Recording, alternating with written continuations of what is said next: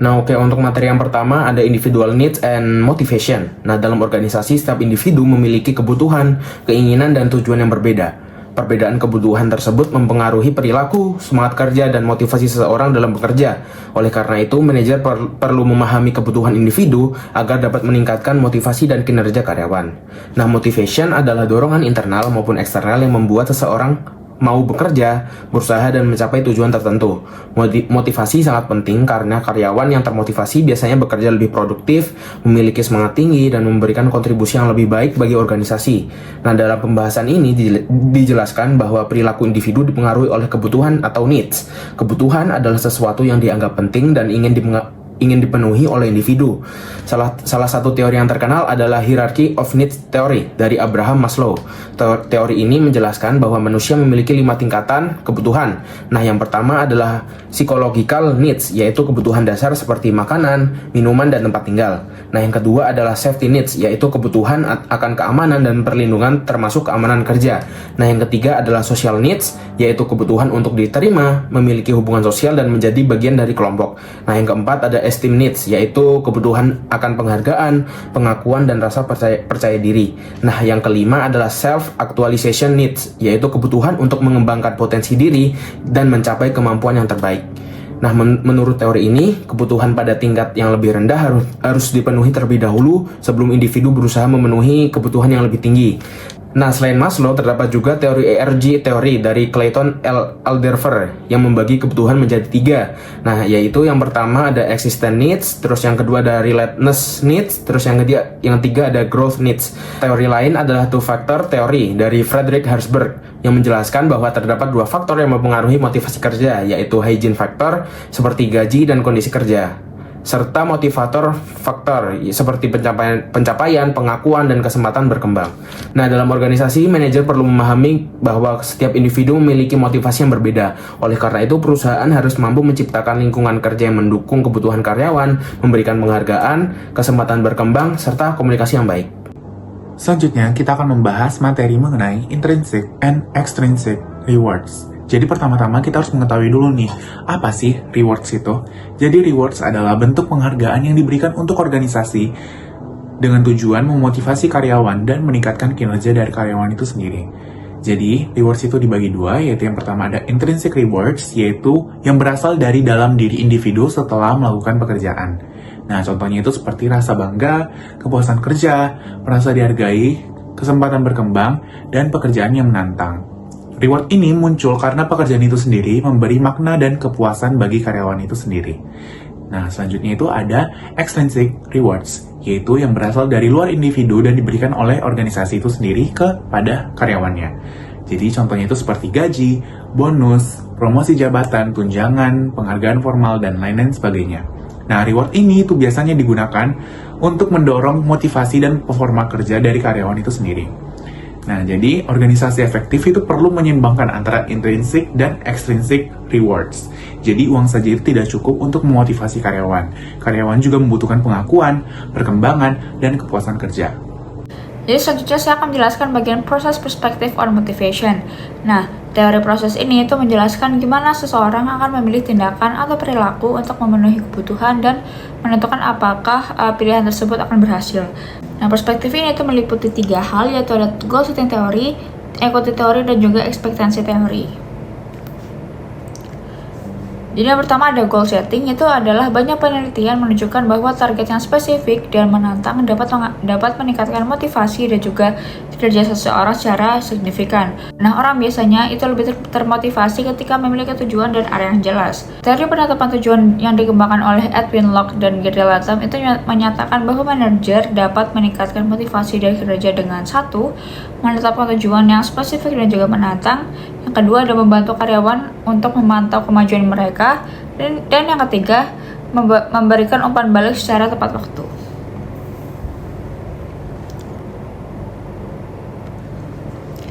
Nah, spesifikasi tujuan itu mengacu pada sejauh mana tujuan itu bersifat konkret dan juga jelas. Tujuan yang tidak jelas itu sering menjadi penyebab kegagalan sistem insentif berbasis kinerja karena membuat karyawan menjadi frustasi. Selanjutnya adalah equity teori atau teori keadilan yang berfokus pada persepsi individu mengenai seberapa adil mereka diperlakukan dibandingkan dengan orang lain. Nah, teori ini itu dikembangkan oleh J. Stacey Adams. Nah, menurut teori ini tuh orang tuh termotivasi untuk mencari keadilan sosial dalam penghargaan yang mereka terima atas kinerjanya.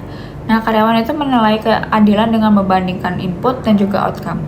Jadi input itu hal yang diberikan kepada pekerjaan, misalnya kayak pengalaman, pendidikan, ada usaha dan juga kemampuan. Nah, kalau misalnya outcome itu hal yang diterima dari pekerjaan, misalnya kayak gaji, pengakuan, terus ada usaha, terus ada promosi yang kayak gitu. Keadaan akan dianggap adil kalau misalnya rasio antara input dan juga outcome seseorang itu sama dengan orang lain. Yang ketidakadilan itu muncul ketika rasio tersebut tidak seimbang. Misalnya kayak ada pegawai baru dengan minim pengalaman tapi dapat gajinya yang sama kayak pegawai yang berpengalaman tinggi. Nah, orang yang merasa diperlakukan tidak adil itu biasanya bakal mencoba buat mengurangi usaha kerjanya, jadi malas-malesan, terus jadi suka bolos, atau bahkan sampai ngundurin diri atau resign. Selanjutnya ada ekspektasi teori. Jadi teori harapan itu menyatakan bahwa motivasi itu bergantung pada harapan individu mengenai kemampuan mereka untuk melakukan tugas dan juga kemungkinan memperoleh penghargaan yang diinginkan. Nah, teori ini tuh didasarkan pada hubungan antara usaha, kinerja dan juga hasil atau penghargaan. Jadi utama ada effective performance itu adalah keyakinan bahwa usaha yang dilakukan akan menghasilkan kinerja yang tinggi. Nah, supaya harapan ini tetap tinggi, seseorang itu harus memiliki kemampuan, pengalaman, alat, dan juga kesempatan yang memadai. Selanjutnya ada performance to outcome. Jadi ini adalah keyakinan kalau misalnya kinerja tinggi itu bakal ngasilin penghargaan yang diinginkan. Nah, kalau misalnya seseorang itu percaya performa baik akan menghasilkan kenaikan gaji atau bonus, maka motivasinya akan meningkat. Sebaliknya, kalau misalnya ada hubungan antara kinerja dan juga penghargaan, motivasi akan menurun. Selanjutnya ada valensi atau valence, itu adalah nilai atau daya tarik penghargaan bagi individu. Nah, jika penghargaan dianggap penting dan bernilai tinggi, motivasi akan meningkat. Sebaliknya, kalau misalnya penghargaan itu dianggap biasa aja, maka motivasinya akan rendah. Supaya motivasi tinggi, ketiga unsur berikut itu harus sama-sama tinggi. Itu ada usaha menghasilkan kinerja menghasilkan penghargaan, dan penghargaan itu akan bernilai bagi individu. Terima kasih. Selanjutnya ada reinforcement perspective on motivation atau perspektif penguatan dalam motivasi kerja. Teori ini berfokus pada hubungan antara perilaku seorang dengan konsekuensi yang diterimanya. Jadi perilaku karyawan dapat dibentuk melalui pemberian penghargaan maupun hukuman.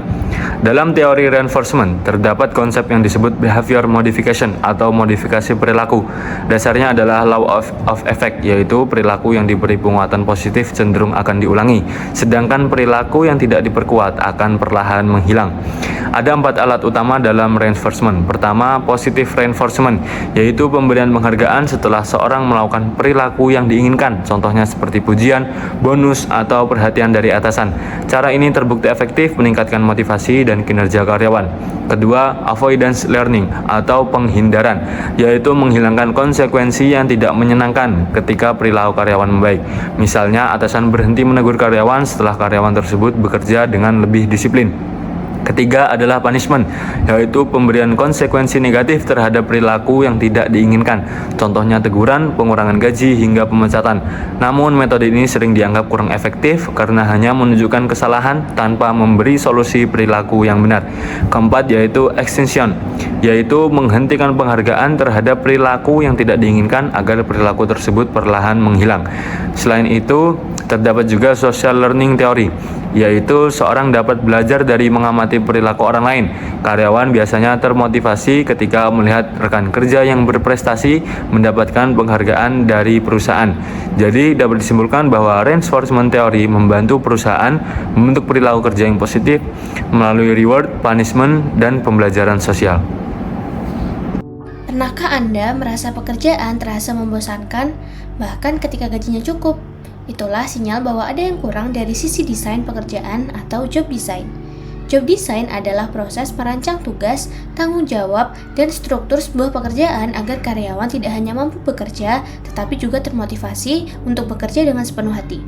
Ada 3 elemen kunci dalam job design yang terbukti meningkatkan motivasi. Yang pertama, variasi keterampilan. Artinya, pekerjaan dirancang agar menggunakan berbagai kemampuan seseorang sehingga tidak monoton.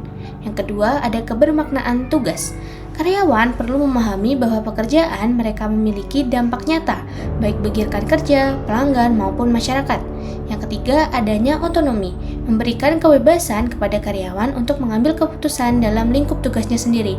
Penelitian menunjukkan bahwa ketiga elemen ini secara langsung meningkatkan kepuasan kerja dan produktivitas. Lalu, bagaimana cara inovatif untuk memotivasi karyawan masa kini? Ada beberapa pendekatan yang tengah banyak diterapkan organisasi modern.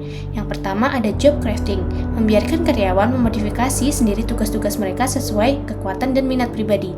Yang kedua ada gamifikasi, menerapkan permainan seperti poin, pencapaian, atau papan peringkat ke dalam alur kerja.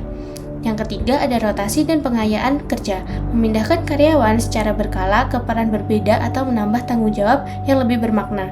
Singkatnya, motivasi karyawan tidak hanya soal upah ataupun fasilitas, tetapi bagaimana pekerjaan itu sendiri dirancang untuk membuat orang merasa berarti, berkembang, dan berdaya. Job design yang baik adalah investasi jangka panjang bagi setiap organisasi.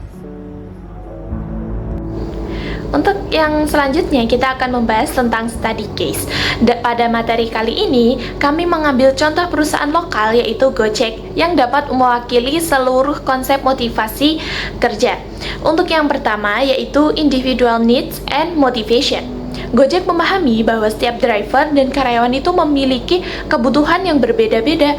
Ada yang bekerja untuk memenuhi kebutuhan ekonomi, mencari fleksibilitas waktu, maupun mendapatkan pengakuan atas prestasi mereka. Untuk yang kedua yaitu intrinsic dan extrinsic reward. Gojek memberikan extrinsic reward seperti bonus, insentif, dan promo bagi driver yang mencapai target tertentu. Selain itu, ada juga intrinsic reward seperti rasa bangga, penghargaan, dan kesempatan berkembang dalam komunitas Gojek. Untuk yang ketiga yaitu proses perspective on motivation.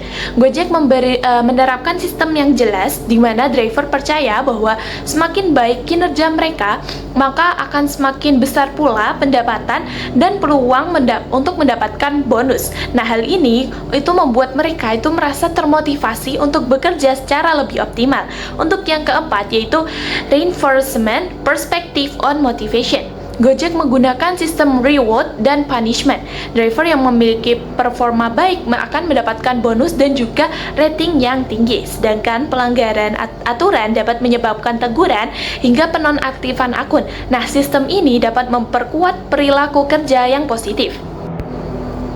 Untuk yang kelima yaitu job design for motivation dan innovative ideas for motivating. Nah, Gojek memberikan fleksibilitas jam kerja sehingga driver itu dapat mengatur waktu sendiri. Selain itu, aplikasi yang mudah digunakan dan berbagai program apresiasi membuat pekerjaan itu terasa lebih menarik dan juga memotivasi. Untuk kesimpulannya, Gojek berhasil menerapkan berbagai teori motivasi untuk meningkatkan semangat kerja, produktivitas, dan loyalitas para driver maupun karyawannya.